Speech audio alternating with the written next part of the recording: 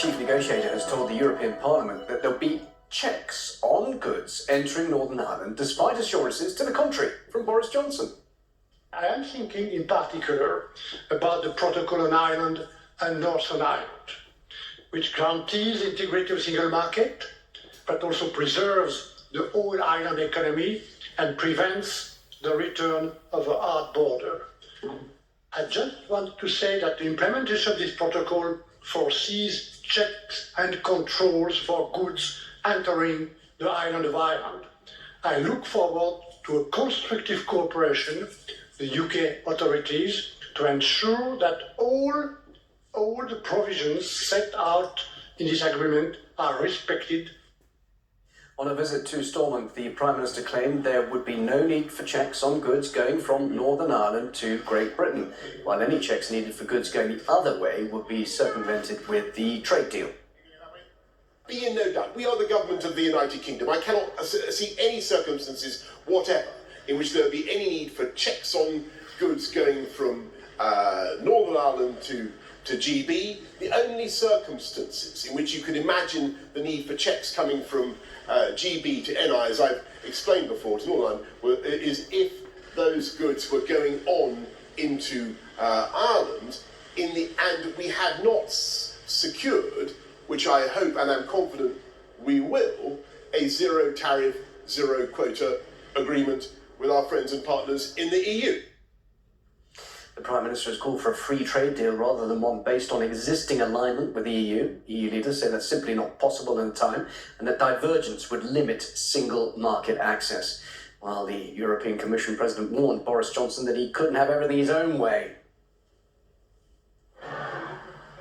This is the choice of the UK, how far they want to align or diverge, but this is decisive for how good the access to the single market will be or not. In short, it's the old proverb, you cannot have the cake and eat it at the same time. Meanwhile, financial analysts estimate that Brexit will cost the country £200 billion by the end of this year.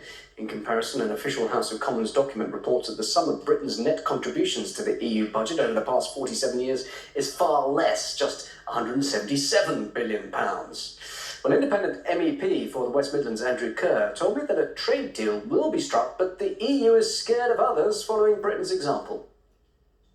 The EU is saying, right, if you don't follow our rules and regulations and come under our jurisdiction, that's it. Well, they would say that's a very silly attitude to take.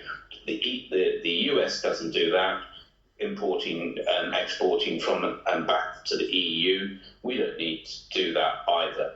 I think this is just typical of the politicians playing silly devils. But probably the real reason they're doing this is because they're fearful. The EU are absolutely fearful that if the UK does well outside the EU, others will follow and the EU will collapse. And they thought that right from the day after we had the referendum. I don't know if you remember. Remember then the French president said, we've got to make it tough, otherwise others will leave. So it's the EU partly fighting for their survival. So how are we going to make it work then by the end of the year? Boris Johnson's adamant it's going to happen, but a different viewpoint from the EU. Well, absolutely. It'll come down to brinkmanship. And personally, I've always been very much in the school that if we cannot get a fair or a proper deal, we'd be far, far better off leaving without a deal. But, we need to prepare for that. I don't think we shouldn't be intimidated, but don't get me wrong, the EU are very, very good and hard negotiators, and they've out-negotiated certainly the civil servants under May, but I think they're going to see a very different role with Boris Johnson. He's a much more confident person, and he's got Dominic Cummings behind him. This is very, very different playing field now. Well, for more on all of this, I'm now joined by a senior partner at Brexit Partners, Professor John Ryan. John, first your reaction, Boris Johnson saying no checks needed for goods going from Northern Ireland to Britain. Well, Barnier said there will be, and they're going to have to dance to the same tune, and at the moment it doesn't seem like they are, and everyone's likely assessment of this is there will be a no-deal Brexit because they won't be able to do the deal in time. Really? And yet there's Boris Johnson saying we'll get a free trade deal, so any goods going from Britain to Northern Ireland, but that would be the solution to that as well as a solution to everything. No, don't see it. I just don't see it. I mean, your previous speaker, which was kind of fanciful in the sense that if you have no trade deals, how are you going to function? And the EU, he was right about one thing. The EU are brilliant negotiators, and they did actually negotiate Britain to a standstill because Britain didn't know what it wanted. Now we have a Prime Minister who probably has an idea of what he wants, but is willing to go down the road of a no-deal Brexit if he doesn't get what he wants. Well, that's why isn't Boris Johnson a brilliant negotiator? He won with the withdrawal agreement, now he's threatening a no-deal outcome, and surely, John, we know that the EU is just as scared of a no-deal outcome as the UK. Right, so he never won anything with the withdrawal agreement. Right, because he had to go back on his red line, which was that he would never have a border down the sea and he'd never have a border at the border of Northern Ireland. So he threw the DUP overboard to get a deal. So, I mean, he said one thing and he did another. So he's been flexible. I give him that. He's been flexible. He threw the DUP overboard. He was able to get a deal, but he had to compromise greatly to get that deal. And everything that's been said at the moment is fencing before we get down to the real stuff in February, March. It'll be interesting to see what the British come up with. This is like, shooting the breeze now in terms of what the British are saying. But the EU is pushing back very hard here. Well, I'm saying there's got to be some alignment. Yes. Clearly, because what the misunderstanding in Westminster is, because the British are saying and the Parliament are saying and passing legislation, somehow that's going to be something that the EU has to accept. I mean, Simon Coveney on Sunday said, look, there are 27 other countries on the other side.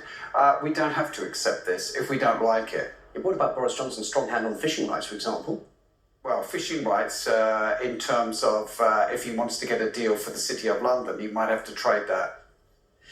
But that's a reality. At some stage, if he doesn't do that, then where does the City of London go? I'm sure the City of London will be able to succeed in a global market, but losing access to European markets is going to be difficult for them. There's no question about that.